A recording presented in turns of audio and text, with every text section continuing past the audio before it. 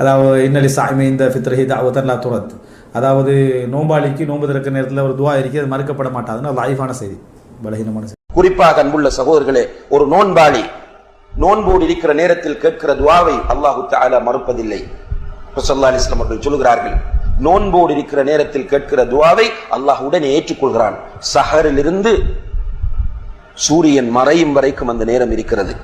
நிறைய பேர் என்ன நினைக்கிறோம் என்றால், ஒரு பலவீனமான ஹதீஸை ஆதாரமாக வைத்துக் கொண்டு நோன்பு திறக்கிற நேரத்தில் ஓடி போய் ரஷ் ஆகுவது, நோன்பு திறக்கிற நேரத்தில் கேட்கப்படுகிற துவாவை அல்லாஹ் கபூல் செய்வான் என்று வருகிற ஹதீஸ் பலவீனமான ஹதீஸ்.